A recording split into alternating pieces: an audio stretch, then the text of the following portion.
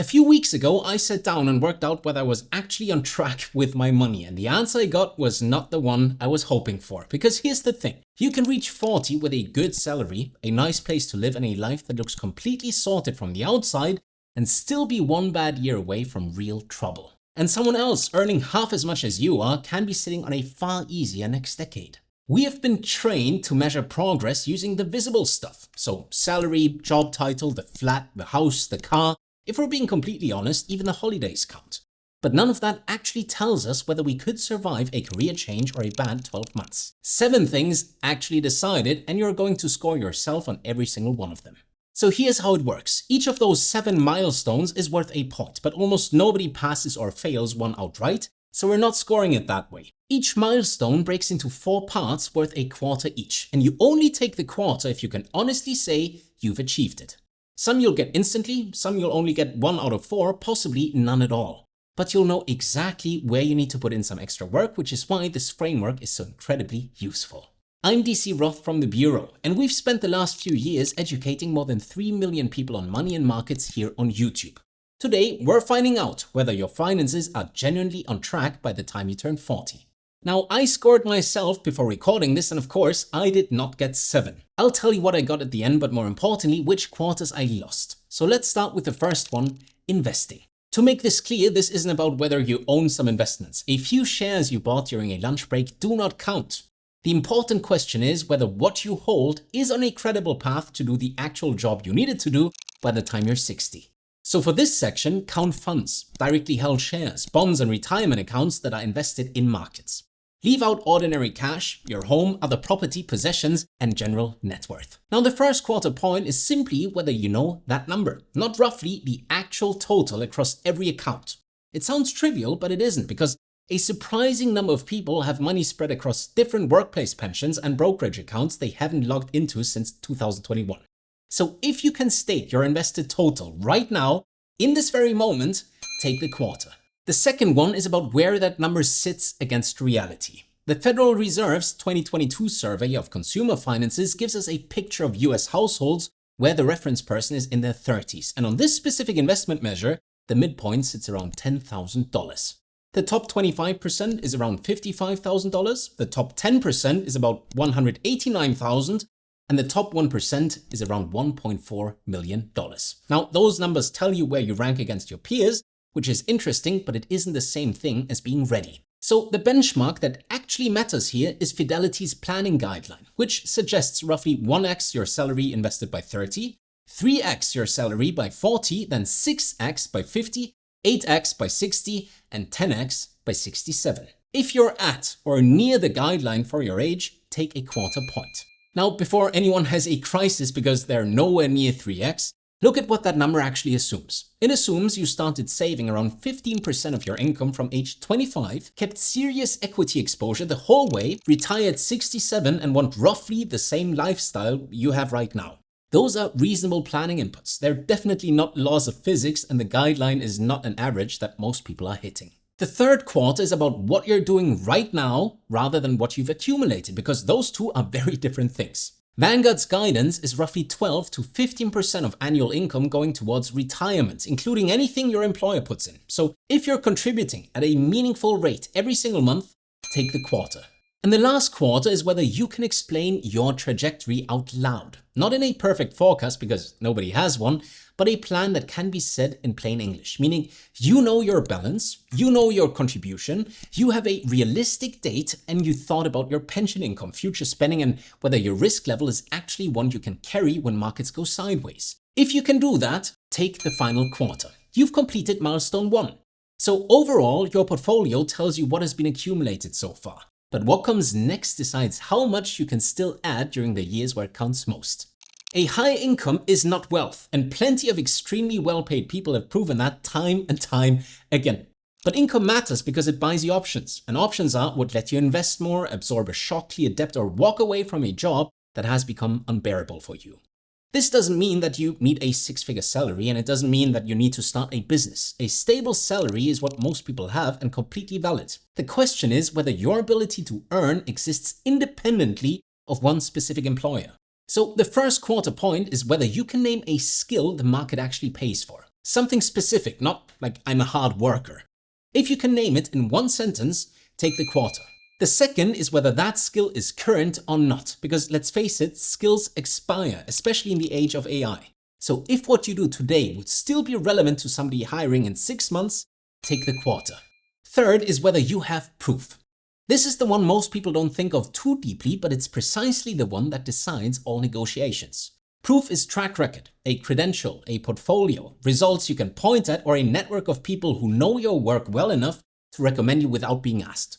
If people outside your company can verify you're good at what you do, take the quarter. And the last one is the real test. If your employer disappeared next month, do you have a plausible way to protect or improve your income? A promotion path, a qualification, possibly even a competitor who'd take you in. If you have one, take the final quarter. You've completed milestone 2. Getting all your income from one company is completely normal and not a problem in itself. One employer is a job, but one employer with no credible route anywhere else could turn into a very bad situation. Now, this is the least interesting milestone in this video, but it's also the one that decides the other 6. So stay with me on this one.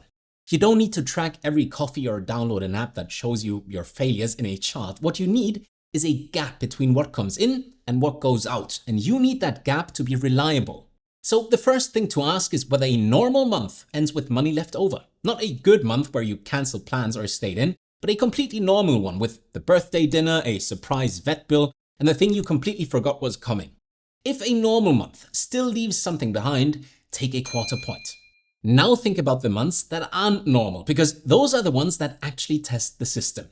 The boiler dies, you have to book a sudden flight at short notice, or the dentist finds something you wish he didn't. If that goes on a credit card and takes you 4 months to clear, you don't have a surplus.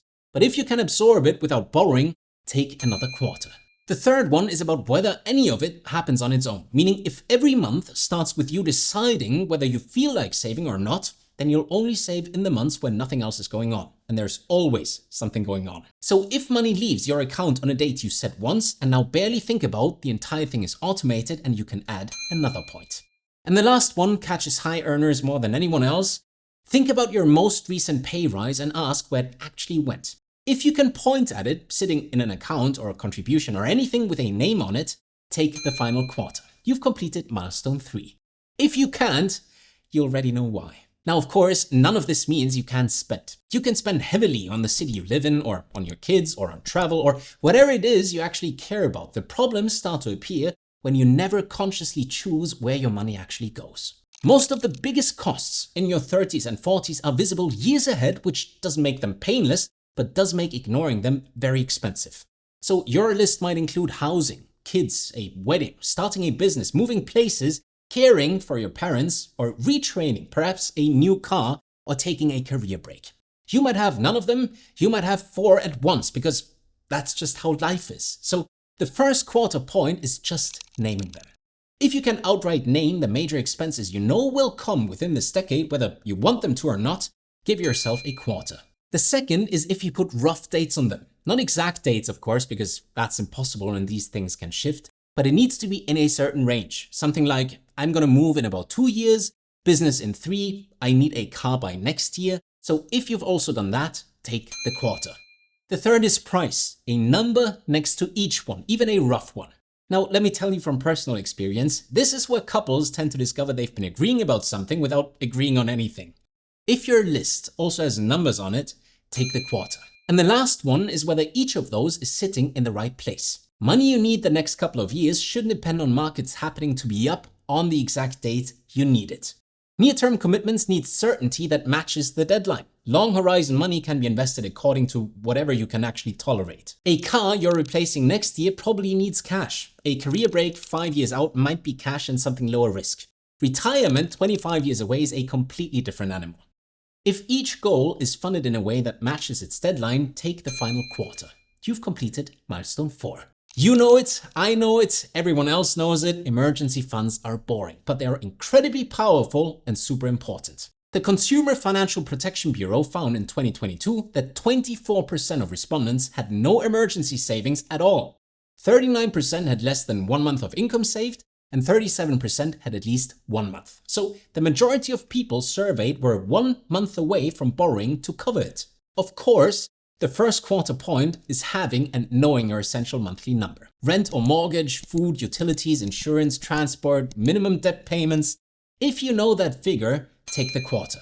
The second is whether the money is actually accessible. Cash in a savings account counts. Money in equities does not, because the whole problem with an emergency is that it doesn't check what the market did that week. If your reserve is in something that can fall, take the quarter.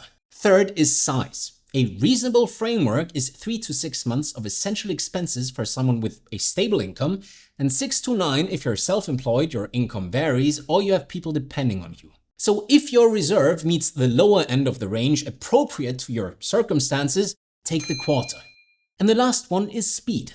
Could you have the money in your hand within 48 hours without a penalty and without breaking something else? Some products technically hold your emergency fund while making it annoying enough to reach that you'd hesitate. And hesitation is exactly what you don't want in that moment. So if yours is generally quick, take the final quarter, you've completed milestone 5. Now, not all debt is automatically a problem. Of course not. A mortgage or sensibly structured borrowing for education or a productive asset belongs in a different category from revolving consumer debt, although it still carries risk. The problem is expensive debt that continually renews itself. So credit cards, persistent overdrafts, payday loans, and high-cost consumer finance. If you have none of that, congratulations, take the full point and move on. Now, if you are currently clearing expensive debt, split the milestone into 4 quarters. First, do you know every balance and interest rate? If yes, take a quarter. Second, is the total balance lower than it was 3 months ago? If yes, take another quarter. Third, have you stopped adding new spending to it? That is the third quarter. And finally, do you have a repayment plan with an amount and a realistic completion date? If yes, take the final quarter. The debt may not be completely gone yet, but it is generally coming under control. And that's the most important part.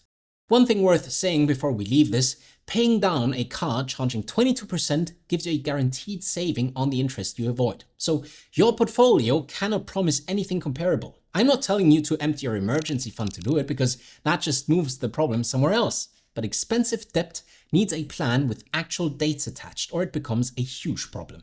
Okay, this one is not about buying every insurance product somebody wants to sell you. This is about knowing which events could seriously damage your finances and deciding on purpose how you'll cover, transfer, or accept each one. In the US, the Social Security Administration says studies indicate roughly 1 in 4 workers aged 20 may develop a disability before reaching full retirement age. Of course, that doesn't mean every case qualifies for benefits or wrecks a household, but it means losing your income for a long stretch is not some rare edge case that happens to all other people. It may also very well happen to you. Are you prepared for such a situation? So the first quarter point is naming your biggest exposure. For most people, it's their income, but it might be health costs or a business that stops earning the moment you stop working. If you know which one would hurt the most, take the quarter. The second is whether cover exists where somebody actually depends on you. That might be income protection, disability cover, health cover, or life insurance. And the right answer varies enormously by country, job, and family. So to boil it down, if the people who'd be affected are covered, take the quarter. Third is whether your documents are current. Beneficiaries that reflect your life right now rather than your life 8 years ago. A will if you need one, or anything else that would otherwise be decided by default. If those are all up to date, take the quarter. And the last one is whether somebody you trust could find all of it. If you were in a hospital tomorrow, could one person locate the accounts, the policies, the bills, the passwords without conducting an archaeological dig through your desk, laptop, or phone?